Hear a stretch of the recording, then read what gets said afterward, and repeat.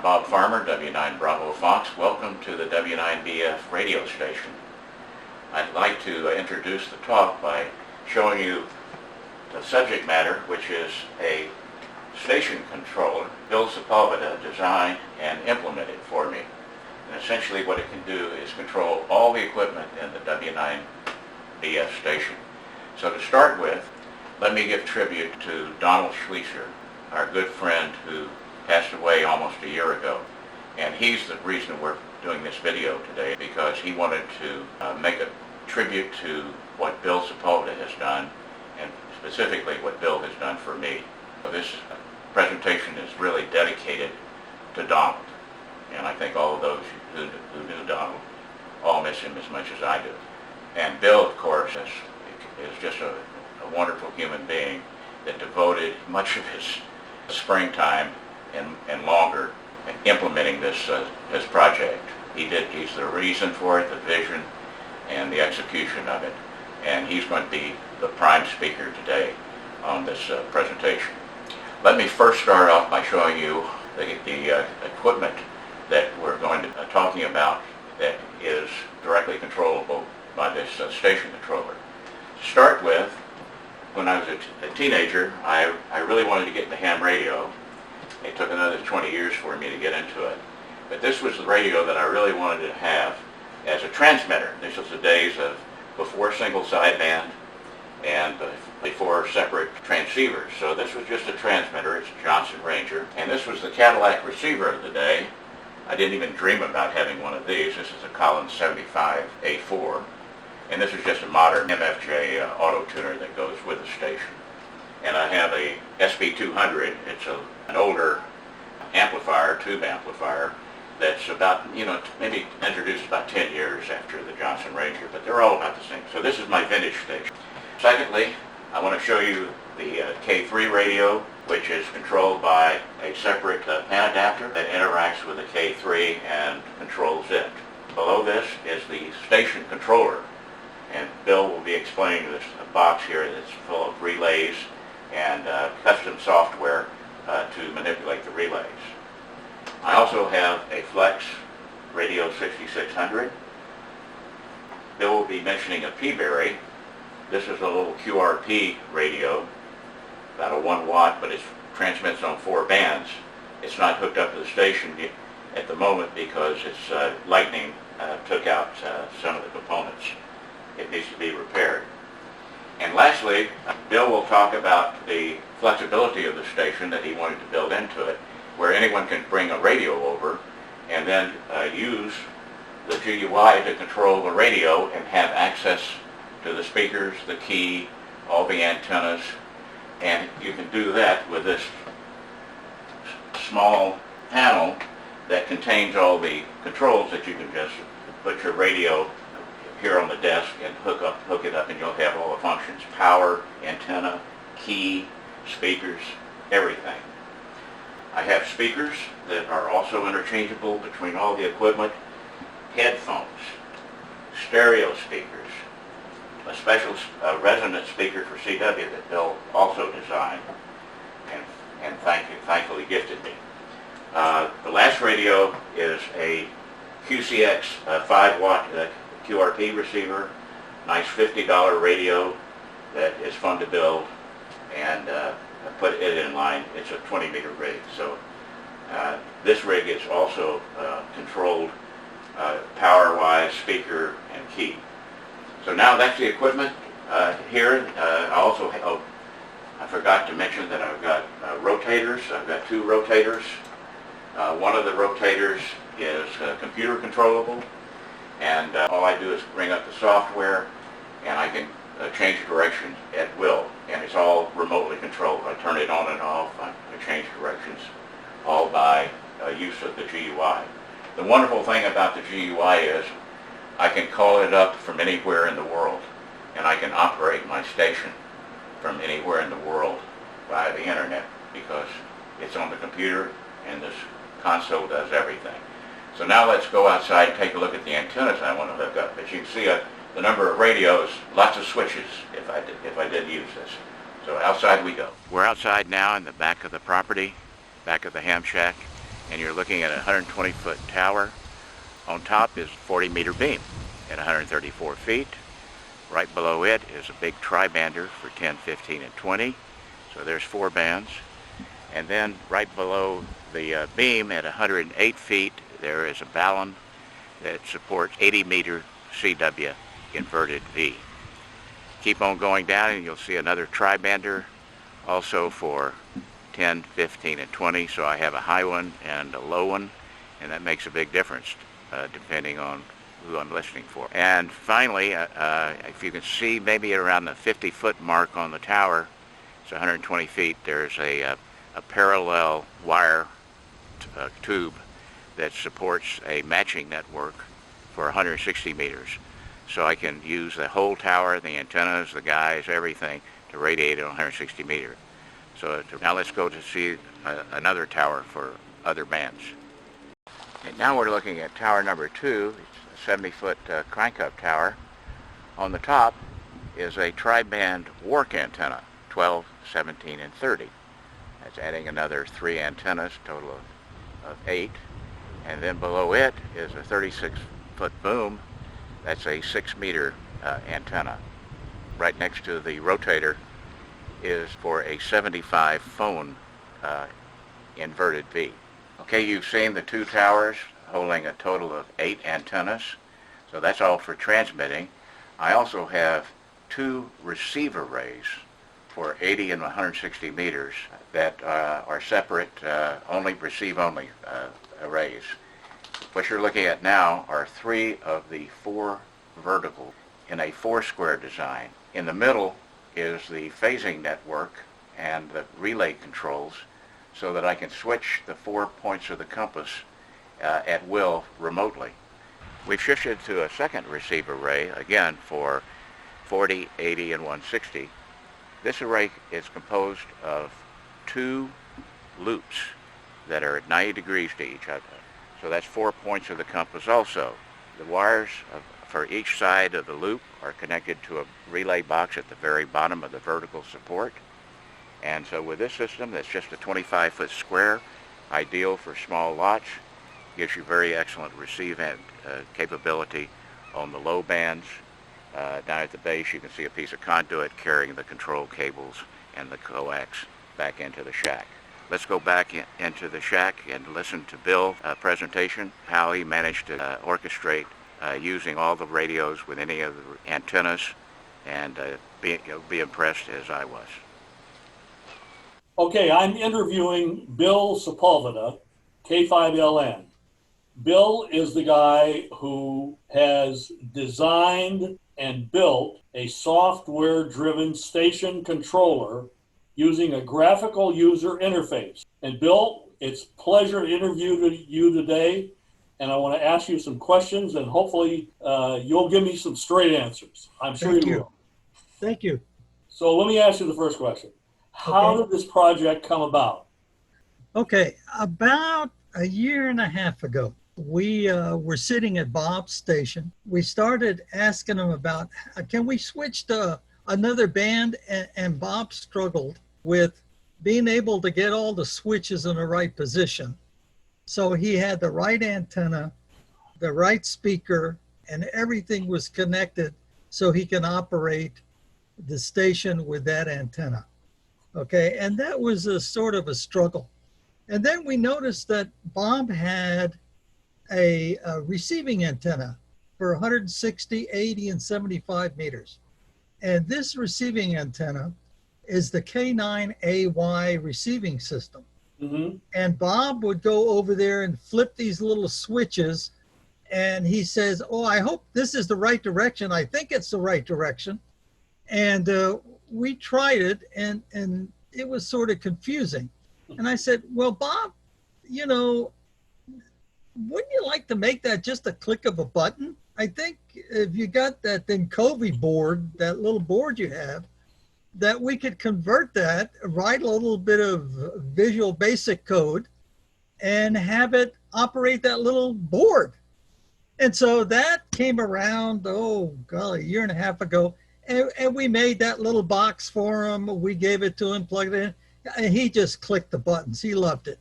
Okay, it brought up a little GUI that would be on the screen, and he could click the buttons for the direction that he wanted to use, and also click on the right impedance matching for best reception. Okay. So we let that go, and then one day we went over there, and I brought him a crystal radio set, because we were talking about crystal radio set, and I have a bunch of them. I says, okay, Bob, let's hook this up to one of your antennas. Let's hook this up to your 160 meter vertical and see what it sounds like. So we put a set of power speakers on it, and we got it tuned in and got a station. I said, okay, can we switch to an 80 meter dipole that you have and see how that one works? We couldn't do it. We couldn't find the 80 meter dipole with the right switch arrangement to connect the little crystal set to it. I said, you know, you need a graphical user interface that you can just click your buttons and everything is taken care of for this thing, similar to that little box that we made for your K9AY. So if I can share a couple of slides, unless you got another question, I'll take you through it. Bob found a company. Their name is Signature, and they had this box that would be able to select through software. They had an 8 position and a 4 position.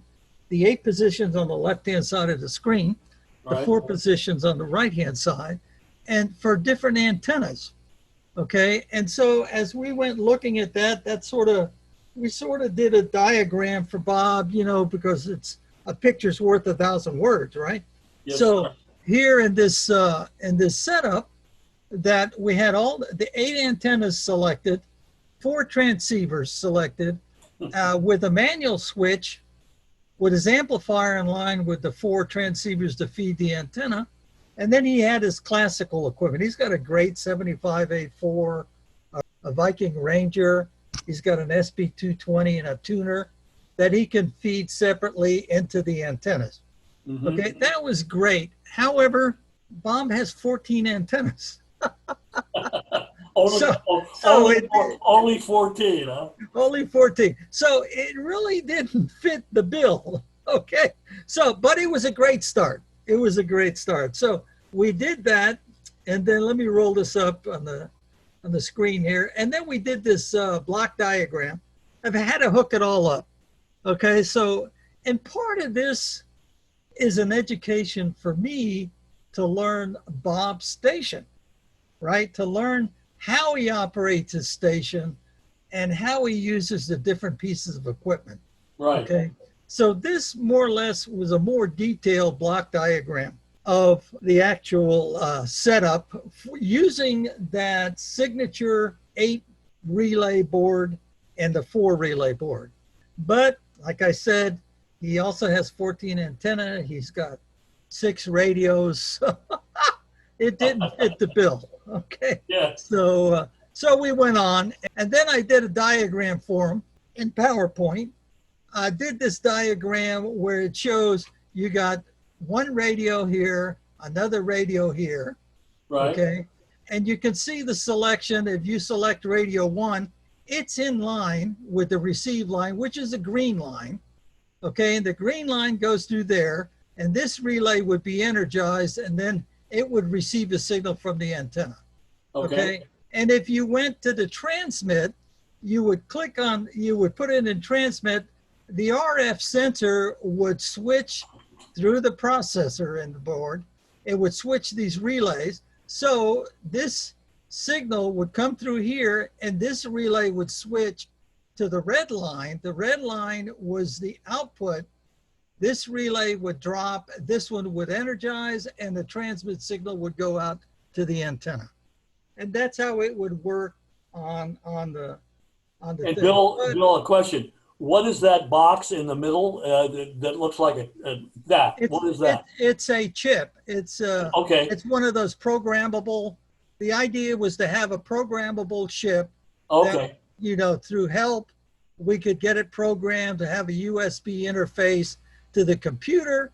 Okay. And it would work. Okay. Okay. Got it. But the thing was that I didn't know how to do that. The other guys didn't know how to do that. So we wound up with this big diagram of, hey, this is what we really want to do. So here you go. There's a lot to this. There's different color lines for different purposes, okay? You Right. see the 8 antennas on the top. What Bob found, he found that MFJ has a RCS10, which will allow 8 antennas to be selected individually. And they Right. also have a smaller one that's called the RCS4, because Bob already had an RCS4 and he was using it at his station to switch in 4 different antennas. So we said, wow, that's great. So if that's it, then we could get an RCS10, an RCS4 to handle the 8, the 12 antennas, right? Right. Now bear with me, we got some others. You got those 12, and then you got the K9AY down here, and then you got the high Z antennas for receiving, okay? Right. So those would have to be controlled, okay? So we said, okay, we can do that. Oh, by the way, if you get another RCS4, which is this one here on the right, that could carry the 4 radios that you want to operate, Uh-huh. okay? And then since a K3 is unique and it controls his amplifier, that we would just have one port from the RCS4 going into the amplifier for the 4 different radios, so they could run power with those. And then when you selected the K3 through the switching network in this 4 relay box, it would go directly to the amplifier through the 4 board relay box, which is a homebrew thing that we had to make from scratch. And then that would now send the signals out to the different antennas.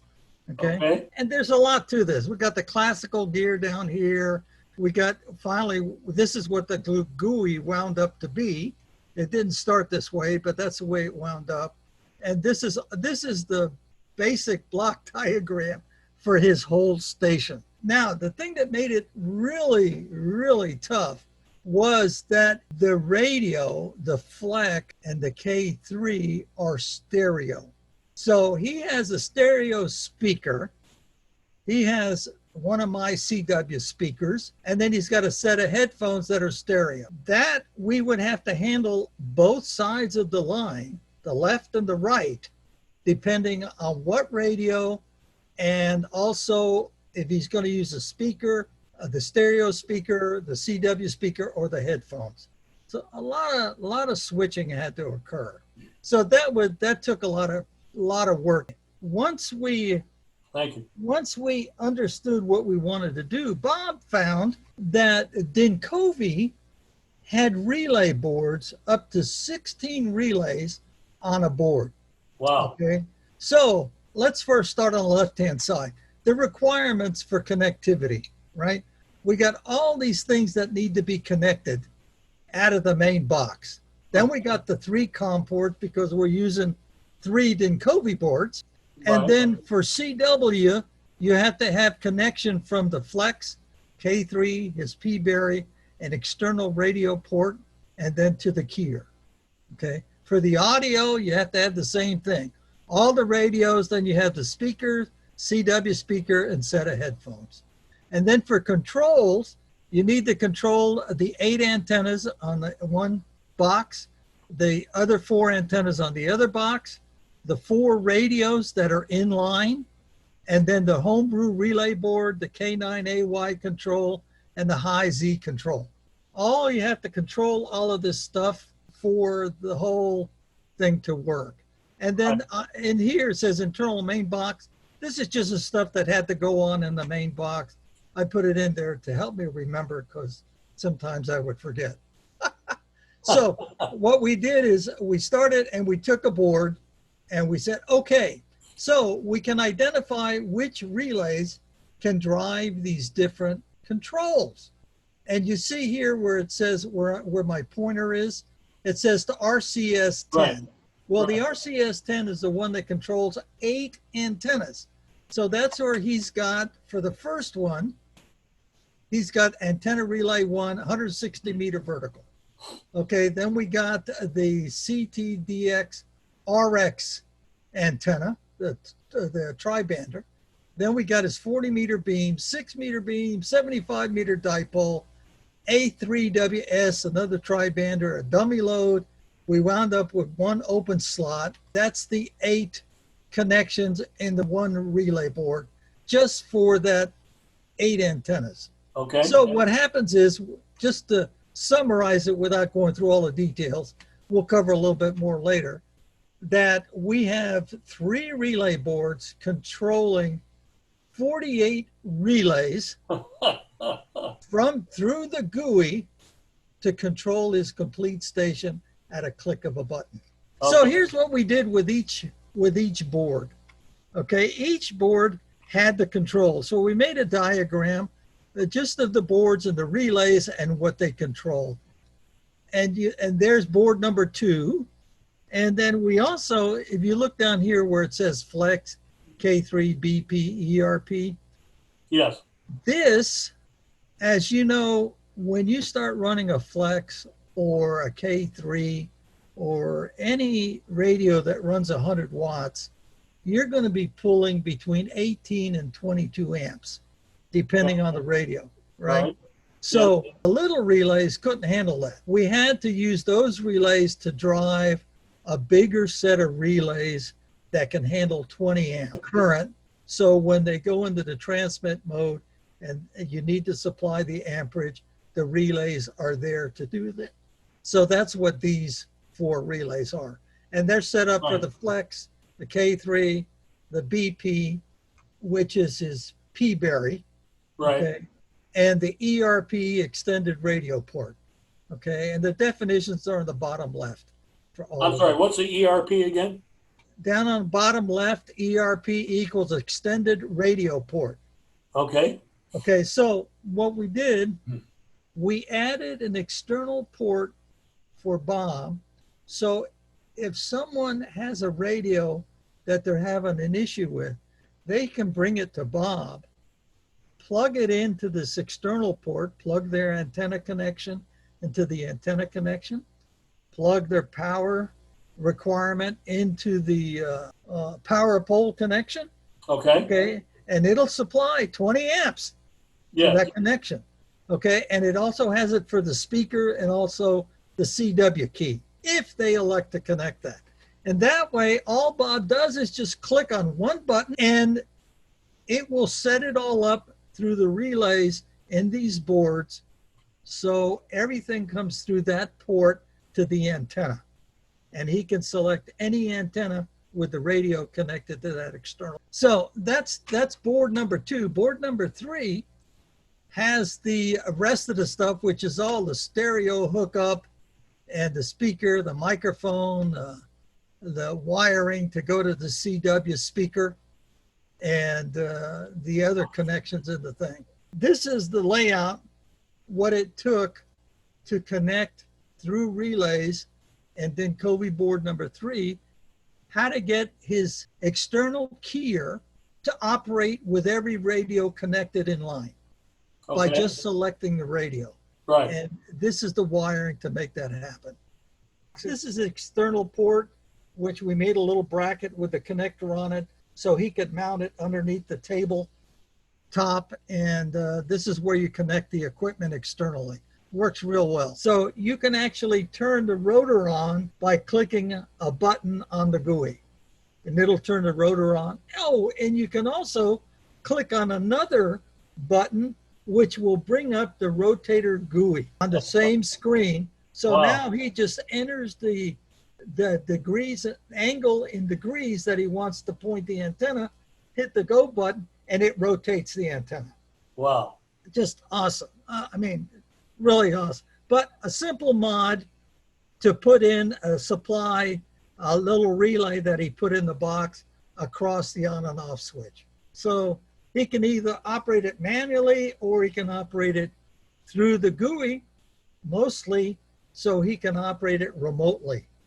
Okay, and that's why it's going through the GUI. Okay, so these are going to get mind-boggling. We had to do all the different colors. So, and we had to do this for my benefit as well as Bob's. So when we hook it up, we knew what had to be hooked up where, And or what else we color? would Yeah, get confused, right? sure. So you can see the RCS10 up here on the top left with the 8 antennas, right? And they're all identified, Right. okay, with that. And then you got these other 2 antennas down here, and he's got a little preamplifier that goes to the K9AY, just through the coax, separate little box that had nothing to do with it. And the orange, the red, and the brown wire go up here to these 2 connections in the box to select that antenna when it's required. So the RCS4, these are the connections to the control box. These are the relay boxes. These at the top are all the relay boxes. This is a control box for the RCS41, the RCS42, okay? Yes. And just because the way they're designed, they feed the signal through the coax into the relay box to make it work. So And are these all separate physical boxes? They are all separate physical boxes. Okay. Yes. Okay. And Bob can show you that. Yes. Yes, and he will. Sure. He'll show you those. Absolutely. So that's the connection for the coax. That's a coax connection. I thought this was going to not have very many wires compared to what he had before. No, it has more. And I think Scott was the one that came up with the term. I'm not sure. It's simplicity through complex design. So it's simple to operate with the GUI, but to put it all together, it's a little complicated. So here's the umbilical cables. This is the back of the box. And fortunately, a lead engineer gave me a great layout that matched. This is what it actually looks like in the back.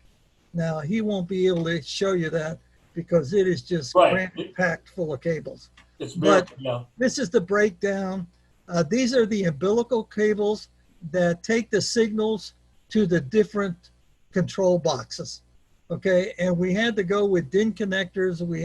And Bob found one that had 10 pins, perfect application, and they work out really well. So, and what about the cables? Were you able to buy cables? No, we made them. You have to make those up. We made them. We bought the cable, and I drew a document for Bob and gave him instructions on how to wire it. He built all the umbilical cables. Did a great job. Okay. Did a great job. So that's how they all connect to the different control boxes.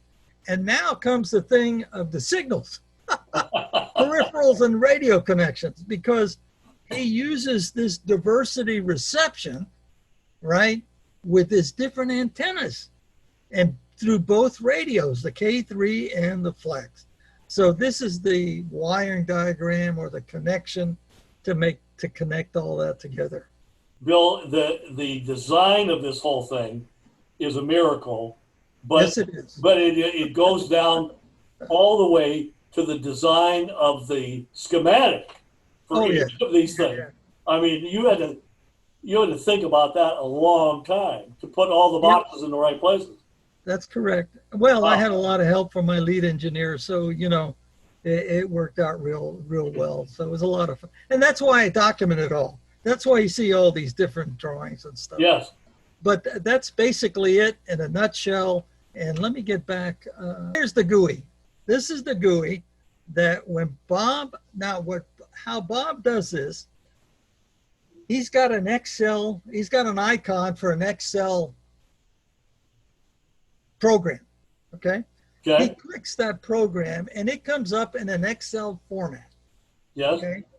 And on the front, it says Run GUI. There's a little button that says Run GUI.